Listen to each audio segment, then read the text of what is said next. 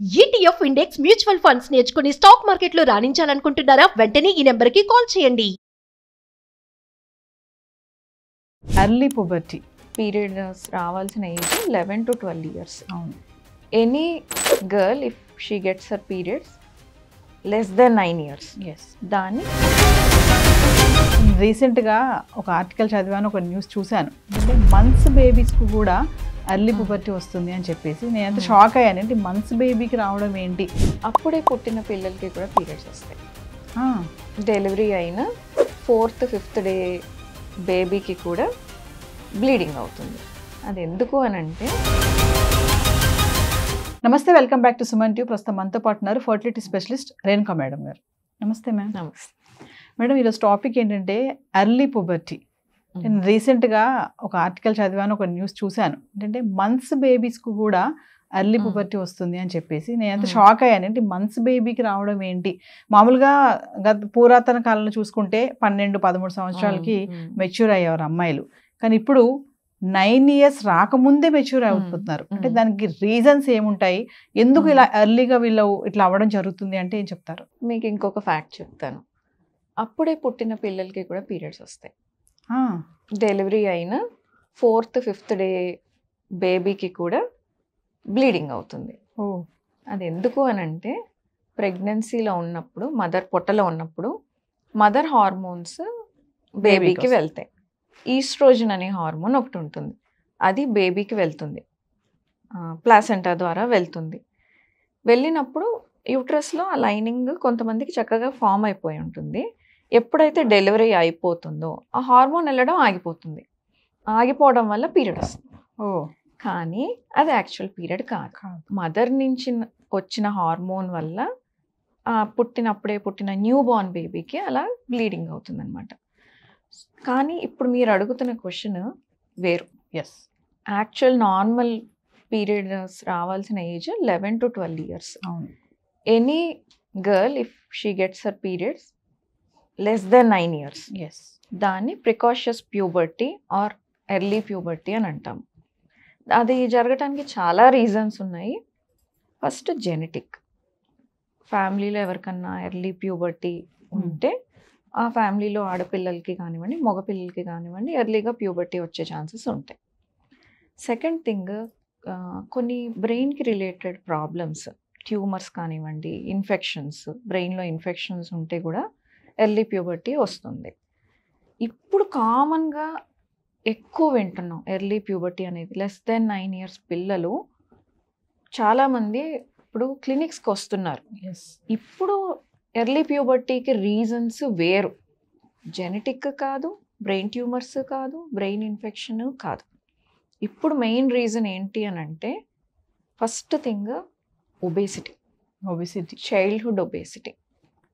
మన ఇండియన్స్కి ఎస్పెషల్గా పిల్లలు బొద్దుగా ఉంటే హెల్దీగా ఉన్నారు, ముద్దుగా ఉన్నారు అంటారు. ముద్దుగా ఉన్నారు, హెల్దీగా హెల్దీగా ఉన్నారు. ఉన్నారు. ఎంత బొద్దుగా ఉంటే అంత హెల్దీగా ఉన్నారు. ఎస్. ఈ ప్రాబ్లం అనేది మదర్ పొట్ట నుంచే స్టార్ట్ అవుతుంది. పొట్టలోంచి బొద్దుగా పుట్టాలి అని మదర్కి ఓవర్ ఫీడ్ చేసేసరికి పిల్లలకి కూడా ఓవర్ వెయిట్తో పుడతారు. మన యావరేజ్ మన ఇండియన్ జీన్స్కి 2.8 to 3.2 kgs baby correct weight at birth. Yes. కానీ ఇప్పుడు అంతా 3.5 and అబోవే. అంటే ఆ పొట్టలో ఉన్నప్పుడే ఓవర్ వెయిట్ అనేది Yes. స్టార్ట్ స్టార్ట్ అయిపోతుంది. అది చైల్డ్హుడ్ ఒబేసిటీకి దారి తీస్తుంది. దానివల్ల చైల్డ్హుడ్ ఒబేసిటీలో ఫ్యాట్ ఎక్కువ ఉంటుంది. ఫ్యాట్ ఎక్కువ ఉండటం మూలన దాని నుంచి ఈస్ట్రోజన్ అనే హార్మోన్ వస్తుంది. ఎప్పుడైతే ఈస్ట్రోజన్ ఎక్కువ ఉంటుందో పీరియడ్స్ వచ్చేస్తాయి. అది ఒకటి first reason. Second reason, preservatives, chemicals, additives ఫుడ్లో. ఇవన్నీ కూడాను, ఇప్పుడు నేను ఈస్ట్రోజన్ అనే హార్మోన్ చెప్పాను కదా, ఇవన్నీ కూడాను ఈస్ట్రోజన్ లైక్ యాక్షన్. ఈస్ట్రోజన్ కాదు, కానీ ఈస్ట్రోజన్ ఎలాగ పనిచేస్తుందో ఇవి కూడా అలాగే పనిచేసి పీరియడ్స్ తొందరగా వచ్చేలాగా చేస్తాయి. Third thing, endocrine disrupting chemicals. మనం తెలుసో తెలియకో మనం యూస్ చేసే కాస్మెటిక్స్, షాంపూస్, కొన్ని కెమికల్స్, లోషన్స్, దానివల్ల కూడా ఎర్లీ స్ప్రేస్ వీటిలన్నిట్లో కూడాను ఈస్ట్రోజన్ మిమికింగ్ సబ్స్టెన్సెస్ ఉంటాయి, ఈస్ట్రోజన్ లాగా పనిచేసేవి. పర్ఫ్యూమ్స్లో వాటిలో థాలేట్స్ ఉంటాయి, షాంపూస్లో వాటిలో పారాబెన్స్ ఉంటాయి, కాస్మెటిక్స్ చీప్ కాస్మెటిక్స్ ఉంటాయి కదా, సెంటెడ్ కాస్మెటిక్స్ ఎస్పెషల్లీ వాటిల్లో చాలా కెమికల్స్ ఉంటాయి, సన్ స్క్రీన్ లోషన్స్లో ఉంటాయి, నెయిల్ పాలిష్లో ఉంటుంది, నెయిల్ పాలిష్ రిమూవర్స్లో ఉంటాయి. ఇప్పుడు ఇవన్నీ కూడాను మన ఆడపిల్లలు చాలా ఎక్కువగా వాడుతున్నారు. చిన్న ఏజ్ 4-5 years నుంచి మేకప్, లిప్స్టిక్, లిప్ బామ్స్లో కూడా ఉంటాయి చీప్ క్వాలిటీ వాటిల్లో. ఇవన్నీ ఎండోక్రైన్ డిస్టర్బింగ్ కెమికల్స్. సో వీటి వల్ల కూడా ఎర్లీ ప్యూబర్టీ వస్తుంది. ఓకే. ఇంకొక రీజన్ సోషల్ మీడియా. మెయిన్ అంటే పెద్దవాళ్ళ ఫోన్లు తీసుకొని చూస్తారు వీళ్ళు, అడల్ట్ కంటెంట్కి ఎక్స్పోజ్ అవుతారు. ఎప్పుడైతే అడల్ట్ కంటెంట్ వాళ్ళు చూస్తారో వాళ్ళ బ్రెయిన్లో చేంజెస్ వచ్చేస్తాయి.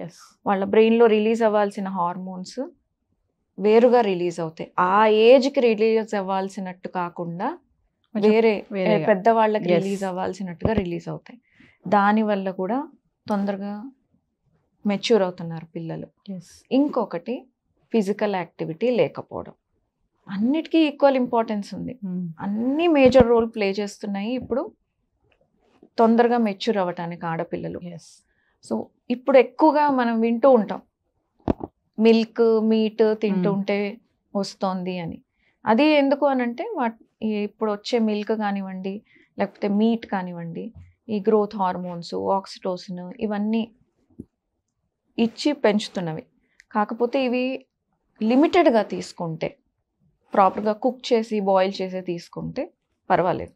కాకపోతే అన్లిమిటెడ్గా అంటే రోజు నాన్ వెజ్ ఉండాలి, రోజు 1-2 గ్లాసులు పాలు ఇచ్చి చేస్తే అది కూడా ఒక రీజన్ అవుతుంది ఎర్లీగా పీరియడ్స్ రావడానికి ఆడపిల్లలకి.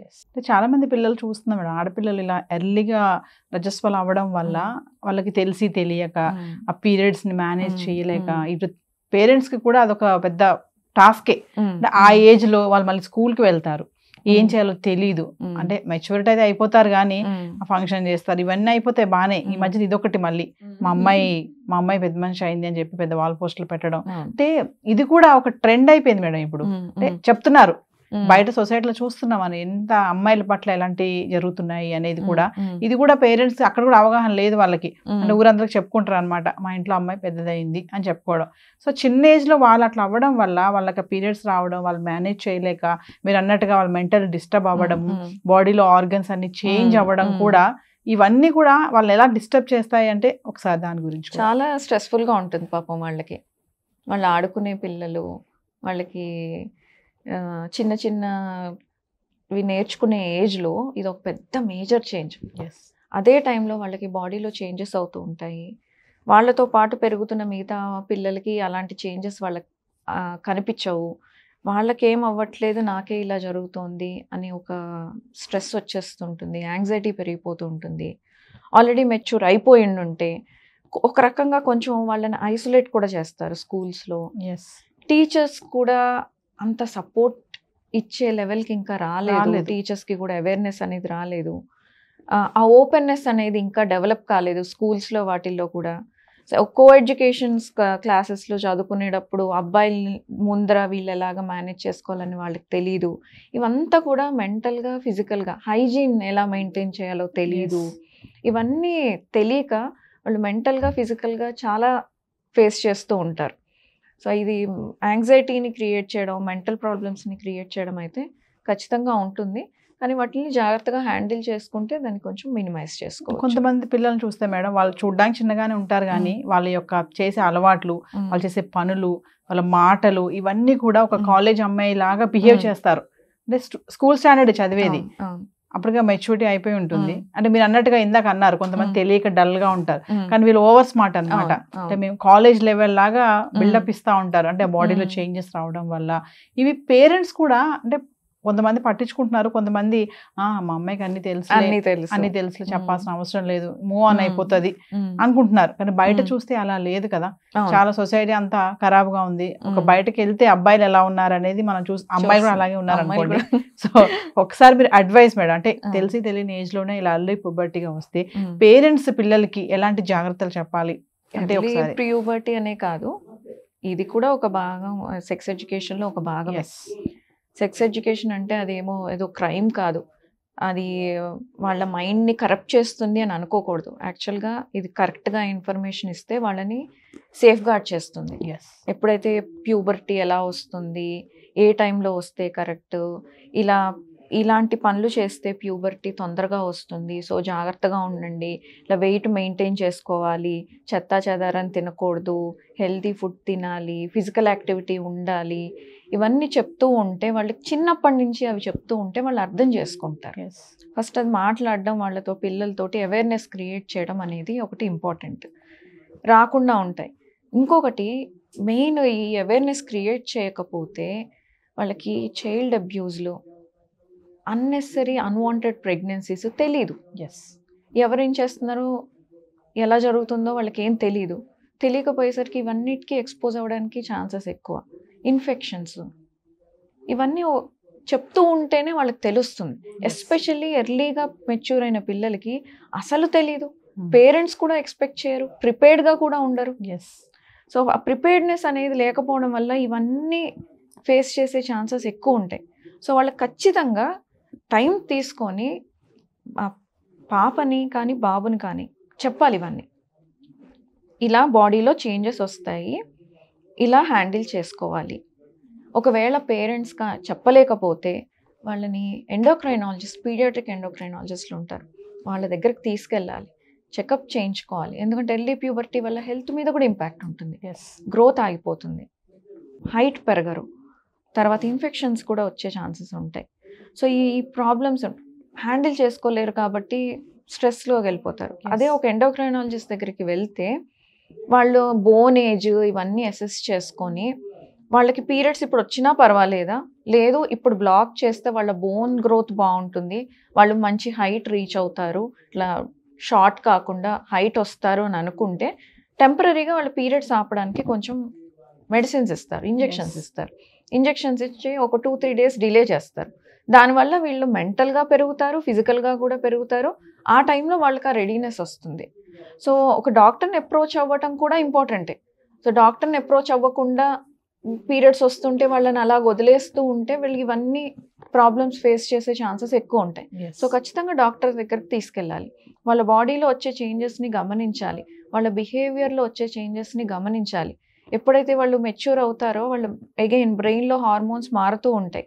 అండ్ ఇప్పుడున్న ఎక్స్పోజర్కి వాళ్ళు ఏవేవో చూస్తూ ఉంటారు, వాళ్ళకి రావాల్సిన ఏజ్కి కాకుండా తొందరగానే ఇమోషన్స్, ఫీలింగ్స్ అవన్నీ డెవలప్ అవుతూ ఉంటాయి. సో వాటిల్ని వాళ్ళు ఎలాగా హ్యాండిల్ చేయాలో తెలియక రాంగ్ స్టెప్ వేసే ఛాన్సెస్ ఎక్కువ ఉంటాయి. సో వాళ్ళ బిహేవియర్ని, బాడీని గమనించుకుంటూ ఎప్పటికప్పుడు వాళ్ళ పిల్లల్ని జాగ్రత్తగా కూర్చోబెట్టి మాట్లాడుతూ గైడ్ చేయడం అనేది టీచరు, పేరెంట్ అండ్ డాక్టర్ చాలా ఇంపార్టెంట్ రోల్ ప్లే చేస్తారు. ఇది ఆడపిల్లలకే కాదు, మగపిల్లలకు కూడా.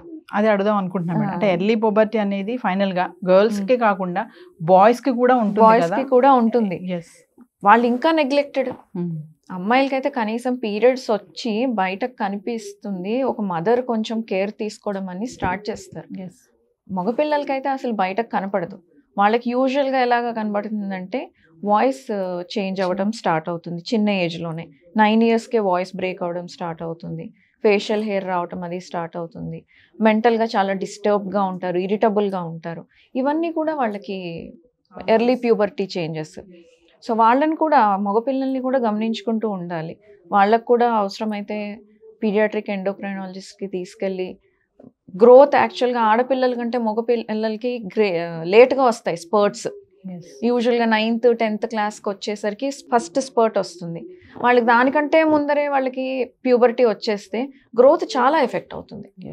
సో అందుకని వాళ్ళు గమనించుకుంటూ ఈ సైన్స్ ఏమన్నా ఉంటే, అంటే ఎప్పుడైతే 12-13 yearsలో రావాల్సినవి 9 yearsకే స్టార్ట్ అవుతున్నాయి అని అన్నప్పుడు వెంటనే డాక్టర్ని అప్రోచ్ అయితే వాళ్ళ ఫిజికల్ డెవలప్మెంట్ అవ్వేంత వరకు ఆ ప్యూబర్టీని కొంచెం పోస్ట్పోన్ చేస్తే వాళ్ళు ఫిజికల్గా మెంటల్గా బెటర్గా ఉంటారు. మీరు అబ్బాయిలు అన్నారు కదా మేడం ఎర్లీ పుబర్టీ, మీరు అన్నట్టుగానే ఆడపిల్లల విషయంలో తల్లులు జాగ్రత్త తీసుకుంటారు, మరి అబ్బాయిల విషయంలో కొంత నెగ్లిజెన్స్ గానే ఉంటారు. వాళ్ళు ఏంటంటే మనం చెప్పకపోతే మీరు అన్నట్టుగా సోషల్ మీడియా ఏంటి నాలో ఇలా చేంజెస్ వస్తున్నాయి, ఎందుకు వస్తున్నాయి అని అడుగుతారు. ఆన్సర్ ఏదైనా ఇవ్వచ్చు. సో ఆటోమేటిక్ గా అలా అప్రోచ్ అయ్యేటట్టు ఉంటే తర్వాత ప్రాబ్లమ్స్ కూడా ఫేస్ చేయడానికి ఫేస్ అవుతుంది. సో పేరెంట్స్ కూడా కొంచెం అవేర్నెస్ గా ఉండాలి, అమ్మాయిలే కాదు అబ్బాయిల పట్ల కూడా. Thank you ma'am.